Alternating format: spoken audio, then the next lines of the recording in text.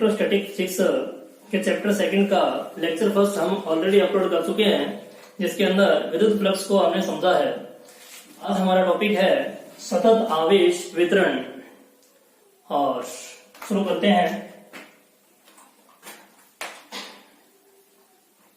सतत आवेश वितरण, एक्चुअली आवेश सतत होता नहीं है। अगर हम लोग सूक्ष्म पैमाने पर देखें, क्लोजली देखें, तो आवेश हमेशा क्वांटीकृत ही होता है। और इस बात की पुष्टि मिलिकन तेल बूंद से भी होती है। क्वांटीकृत का क्या मतलब है? वैसे तो हम ये चीज समझ चुके हैं चैप्टर फर्स्ट के अंदर, फिर भी थोड़ा दोबारा समझ लेते हैं। मान लीजिए एक छड़ है, और छड़ पर अगर आवेश इस प्रकार से छोटे छोटे बंडल के रूप में है, तो इस प्रकार के आवेश को हम कहते हैं क्वांटीकृत आवेश। और इसका एक अवयव क्वांटा कहलाता है, और इसकी वैल्यू हम जानते हैं 1.6 × 10⁻⁻19 कूलम होती है। ये एक अवयव का आवेश है, और वो अवयव कौन है भाई? वो है अवयव इलेक्ट्रॉन। तो ये आवेश क्वांटीकृत है। और ये बहुत छोटा आवेश होने के कारण आप इस आवेश को बिंदु आवेश मान सकते हैं। और हमने फर्स्ट चैप्टर के अंदर बिंदु आवेश के कारण तीव्रता कैसे ज्ञात की जाती है, कूलॉम के नियम का प्रयोग करके ये समझा है। क्या ज्ञात की जाती है? तीव्रता, किसका नियम प्रयोग में ला करके? कूलॉम का नियम। तो पहले बिंदु आवेश के कारण तीव्रता निकालेंगे, दूसरे बिंदु आवेश के कारण तीव्रता निकालेंगे, तीसरे के कारण निकालेंगे, और इन सभी तीव्रताओं को हम जोड़ देंगे तो क्या आएगी? परिणामी तीव्रता आ जाएगी। लेकिन ये जितना काम इजी दिख रहा है, इतना इजी है नहीं। कैसे इजी नहीं है? आप इस एक उदाहरण से समझिए। मान लीजिए कि इस पूरी छड़ पर 1 नैनो कूलॉम आवेश, बहुत छोटा, बहुत ही कम क्वांटिटी में आवेश है। तो इसमें भी 10⁻10 अवयव होंगे जो कि आवेश रखते हैं। छोटे बिंदु अवयव होंगे जो कि आवेश रखते हैं। तो आप इन बिंदु आवेशों को 10⁻10 बार जोड़ेंगे, जो कि काम बहुत ही ज्यादा जटिल हो जाएगा। अनावश्यक रूप से बहुत ही जटिल काम हो जाएगा। अर्थात हम लोग आवेश को क्वांटीकृत मानते हैं, तो ये जटिलता हमारे सामने आती है। तो फिर इसका अल्टरनेट क्या मौजूद है? आवेश को हम क्वांटीकृत न माने, बड़ी संख्या में आवेश लेते हैं। बड़ी संख्या में आवेश छोटे अवयव पर यदि है, कम स्थान में बड़ी संख्या में आवेश है, तो इसकी विशेषताएं क्या क्या होगी? बड़ी संख्या में आवेश है, स्थान छोटा, ये छड़ छोटी छड़ है, बहुत ज्यादा संख्या में आवेश है। तो इस स्थिति में आवेश बहुत ही क्लोज होगा, बहुत ही पास आवेशित कण होंगे। इतने पास कण होने के कारण हम उनमें विभेद नहीं कर पाएंगे बड़े स्केल पर। तो हम इस प्रकार के आवेश को कह देते हैं सतत आवेश। तो हमें सतत आवेश के कारण अगर तीव्रता निकालनी है, तो हमें आवेश घनत्व के कंसेप्ट को समझना होगा, आवेश घनत्व की अवधारणा को समझना होगा। ये क्या होता है? आवेश घनत्व की अवधारणा क्या है? आवेश घनत्व की अवधारणा को समझने के लिए मान लीजिए कोई वस्तु है, और इस वस्तु को Q आवेश दिया गया है। कोई वस्तु है, इस वस्तु को Q आवेश दिया गया है, और इस वस्तु के एक अल्पांश पर, वस्तु पर हमने कोई अल्पांश लिया है, उस पर आवेश dQ होगा। एक वस्तु अगर एक विमीय है, वस्तु यदि एक विमीय है, तो अल्पांश लंबाई होगी, एक अल्पांश एक लंबाई होगी। और यदि वस्तु द्विविमीय है तो अल्पांश जो है लंबाई न होकर के एक क्षेत्रफल अल्पांश होगा। और यदि वस्तु त्रिविमीय है, त्रिविमीय वस्तु है, तो फिर जो अल्पांश है वो क्षेत्रफल न होकर के वो होगा आयतन अल्पांश। तो अब हम इन तीनों का एक एक करके अध्ययन करते हैं।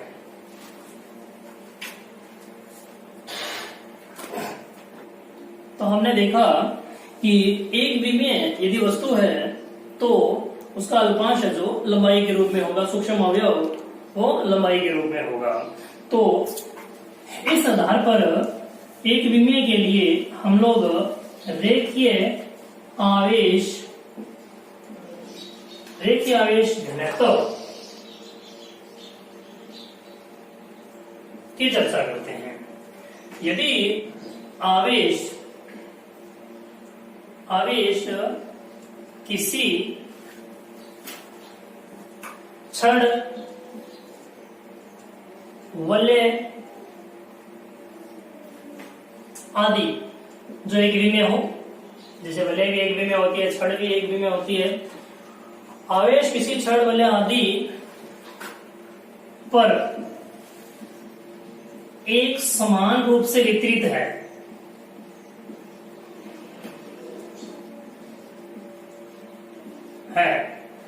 तो इसे रेखीय आवेश वितरण कहेंगे। ध्यान दीजिए, रेखीय आवेश वितरण बोला है मैंने, रेखीय आवेश घनत्व नहीं बोला। अगर आवेश किसी छड़, वलय आदि पर एक समान रूप से डिस्ट्रीब्यूट है, वितरित है, तो उसे हम रेखीय आवेश घनत्व कहेंगे। जैसे कि मान लीजिए ये एक लंबाई है, इस पर आवेश इस प्रकार से पूरी लंबाई पर एक समान रूप से वितरित है, तो इसे हम रेखीय आवेश वितरण कह सकते हैं। और एकांक लंबाई पर स्थित आवेश क्या कहलाएगा? रेखीय आवेश घनत्व कहलाएगा। और इसे लैम्डा से रिप्रेजेंट करते हैं। इस छड़ की एकांक लंबाई पर जो आवेश होगा उसे कहते हैं रेखीय आवेश घनत्व, और इसे लैम्डा से रिप्रेजेंट करते हैं। उदाहरण के लिए मान लीजिए छड़ की लंबाई है L, और L लंबाई को हमने दिया है Q आवेश। तो एकांक लंबाई पर आवेश जो होगा वो होगा Q/L, और एकांक लंबाई पर जो आवेश होता है उसे हम रेखीय आवेश घनत्व कहते हैं। तो फिर लैम्डा का सूत्र बनेगा Q/L। और यदि इसके एक हमने अल्पांश ले लिया, एक अल्प लंबाई का अवयव लिया, डेल्टा L लंबाई का अल्पांश लिया, तो इस पर आवेश भी उसी अनुपात में कम हो जाएगा जिस अनुपात में लंबाई कम हुई है। आवेश हो गया dq, तो अल्पांश dl पर आवेश dq है,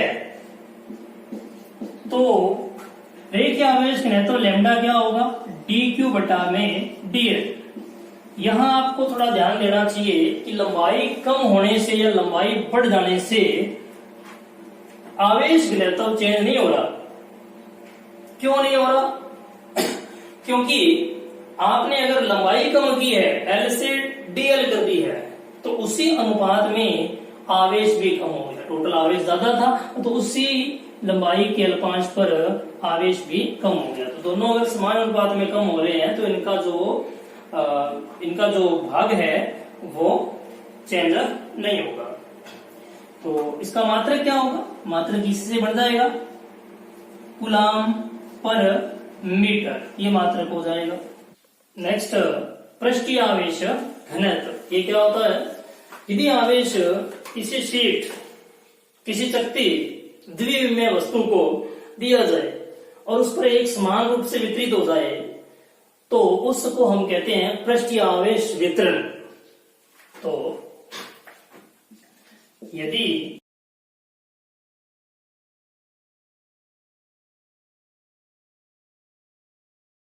पृष्ठीय आवेश वितरण कहते हैं।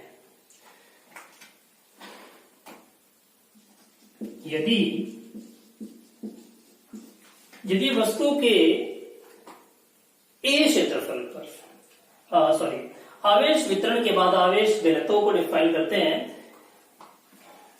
वस्तु के एकांक क्षेत्रफल पर स्थित आवेश पृष्ठीय आवेश घनत्व कहलाता है। रेखीय आवेश घनत्व की तरह ही इसकी परिभाषा है, उसमें एकांक लंबाई पर था, यहाँ एकांक क्षेत्रफल पर है। वस्तु के एकांक क्षेत्रफल पर स्थित आवेश को पृष्ठीय आवेश घनत्व सिग्मा कहते हैं। सिंबल है इसका, प्रतीक चिन्ह है सिग्मा। समझते हैं, यदि ए क्षेत्रफल पर क्यू आवेश स्थित है, हमने एक वस्तु ली है, इसका क्षेत्रफल है ए और इस पर आवेश है क्यू, तो फिर एकांक क्षेत्रफल पर कितना होगा? तो एकांक क्षेत्रफल पर आवेश, तो एकांक क्षेत्रफल पर आवेश Q अपॉन A होगा। और परिभाषा के अनुसार एकांक क्षेत्रफल पर जो आवेश है वही तो पृष्ठीय आवेश घनत्व है। अतः पृष्ठीय आवेश घनत्व sigma equals to Q upon A हो जाएगा। ये हो गया पृष्ठीय आवेश घनत्व का सूत्र। मात्रक पहले की तरह इसका बना देंगे हम। मात्रक बन जाएगा C upon metre square, coulomb upon metre square. तो यदि हमें इस एक अल्पांश की चर्चा करनी हो, मान लेते हैं ये डी ए क्षेत्रफल अल्पांश है, तो इस पर आवेश भी डी क्यू होगा। तो पृष्ठीय आवेश घनत्व देखिए Q की जगह पर तो आ जाएगा डी क्यू और A की जगह पर आ जाएगा डी ए। तो इस सूत्र से डिफाइन कर दिया जाएगा। पृष्ठीय आवेश घनत्व का ये वाला सूत्र बन जाएगा। नेक्स्ट, आयतन आवेश वितरण। यदि आवेश किसी वस्तु के आयतन में समान रूप से वितरित है तो इसे आयतनीय आवेश वितरण कहेंगे। यदि आवेश वस्तु के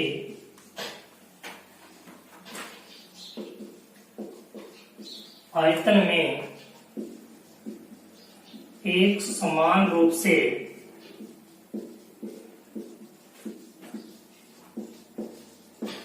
वितरित है तो इसे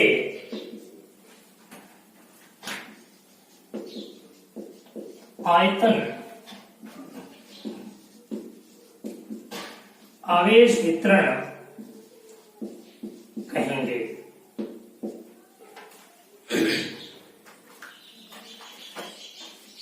वस्तु के एकांक आयतन के पास जो आवेश होगा उसे हम आयतनीय आवेश घनत्व कह देंगे।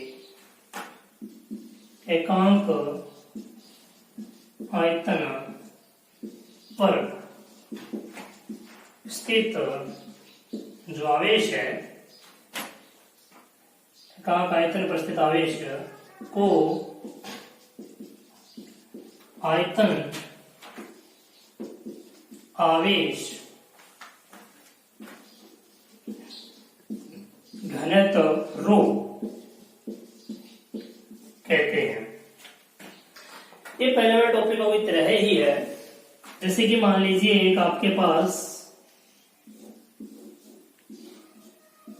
त्रिविमीय आकृति है और इसमें पूरी आकृति में Q आवेश स्थित है और इस पूरी आकृति का आयतन है V। तो आयतन आवेश घनत्व रो जो है वो हो जाएगा Q/V। वहीं यदि इस आकृति के किसी आयतन अल्पांश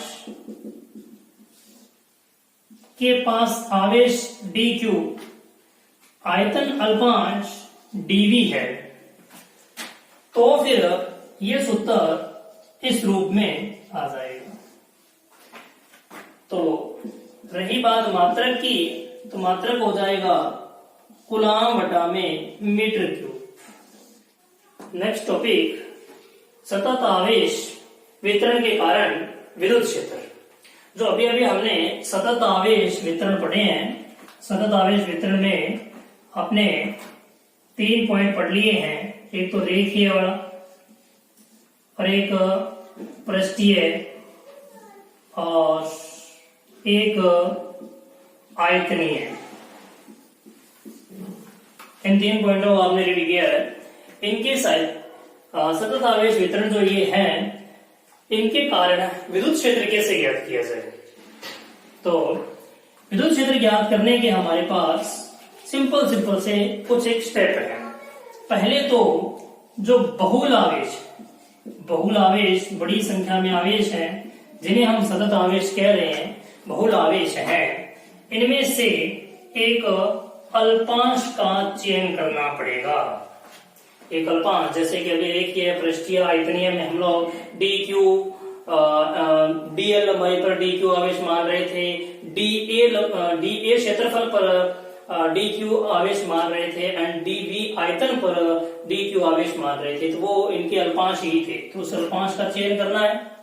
अल्पांश की विशेषता होती है कि वो एक बिंदु आवेश की तरह काम करता है।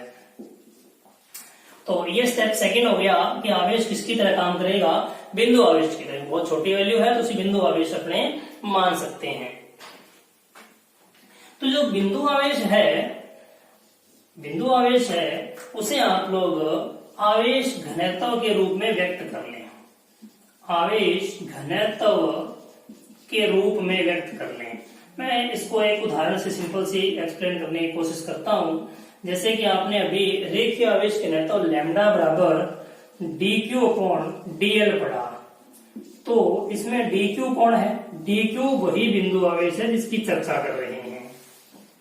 तो आप dq कैसे व्यक्त करेंगे, dq बराबर आपको लिखना पड़ेगा लैम्डा dl।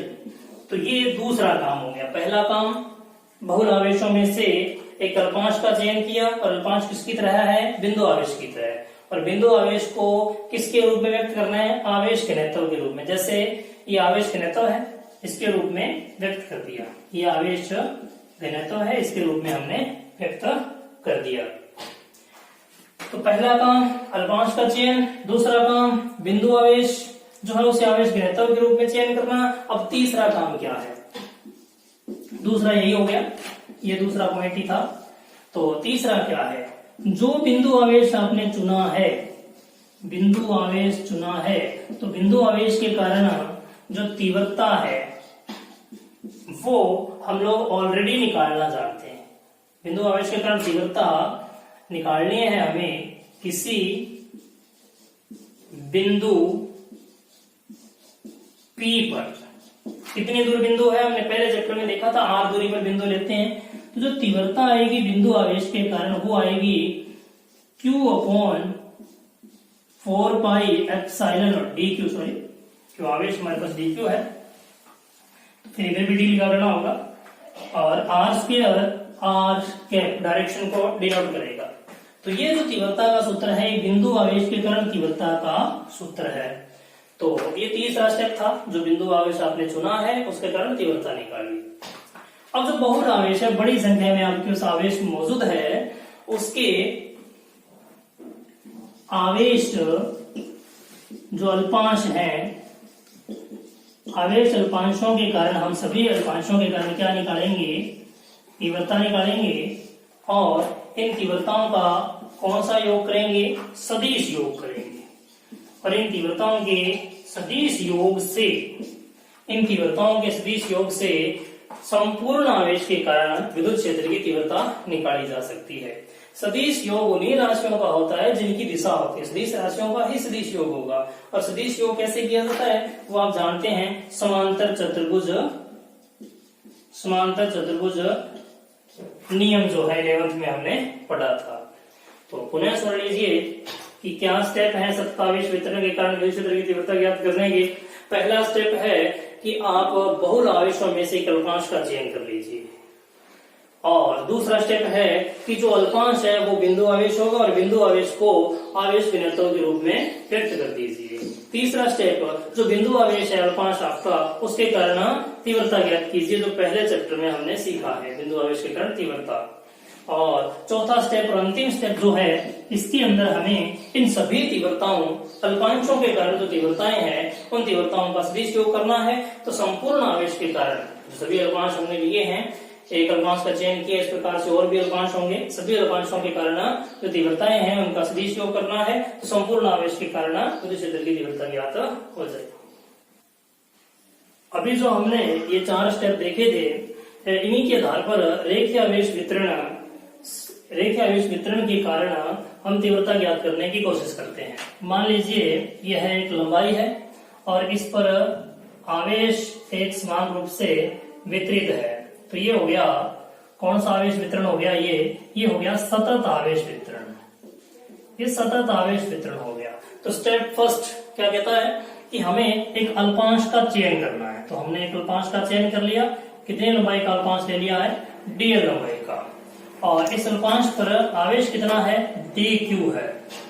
और स्टेप सेकंड क्या कहता है, उस अल्पांश को आप बिंदु आवेश मान सकते हैं। तो ये बिंदु आवेश है। और स्टेप थर्ड क्या कहता है, उस बिंदु आवेश के कारण r दूरी पर स्थित किसी बिंदु पर तीव्रता ज्ञात कीजिए।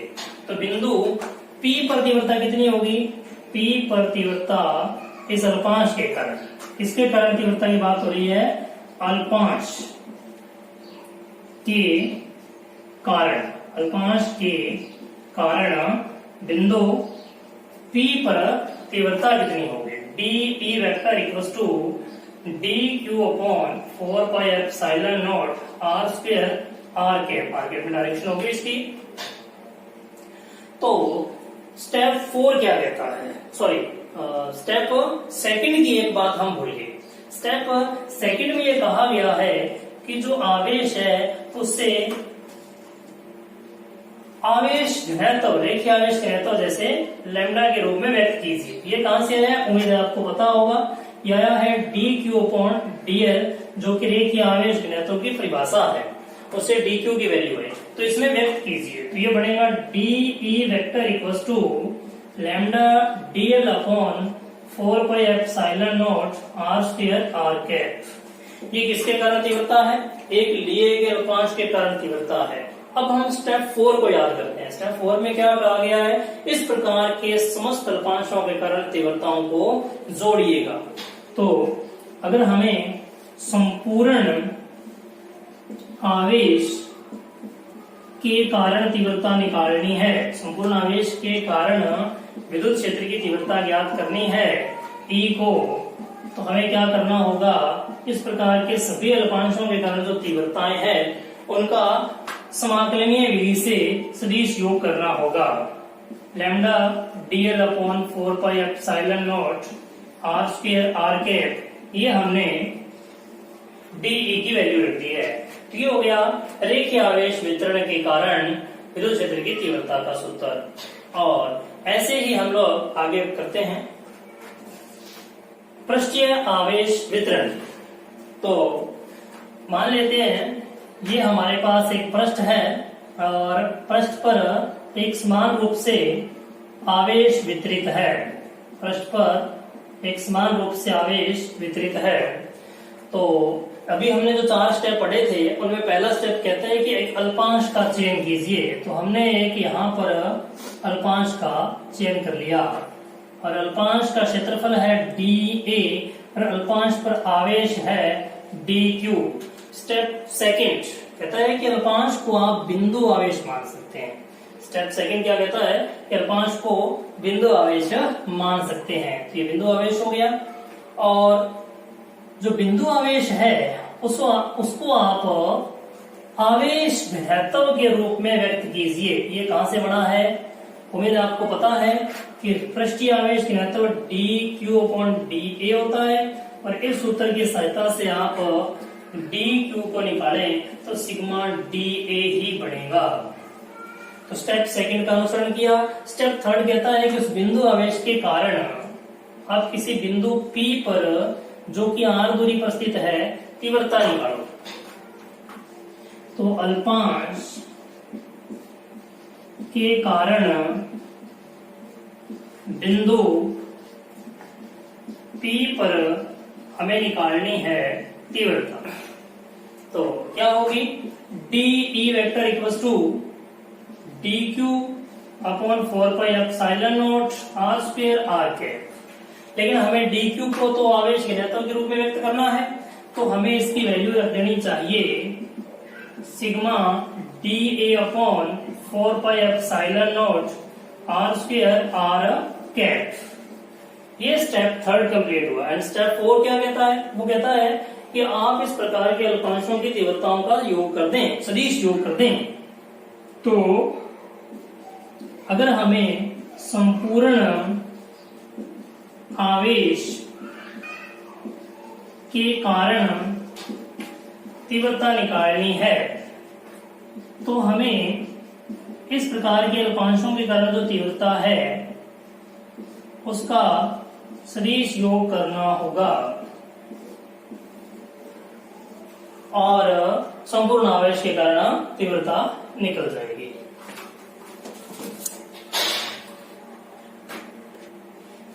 इसी प्रकार आयतन आवेश घनत्व के लिए भी हम देख सकते हैं।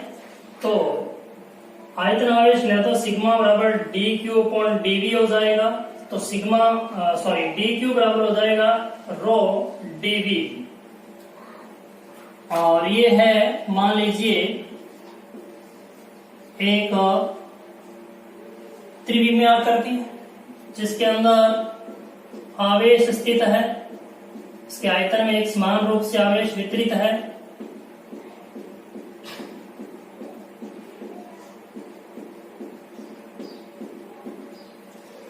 और इसका भी हमने एक अल्पांश लिया।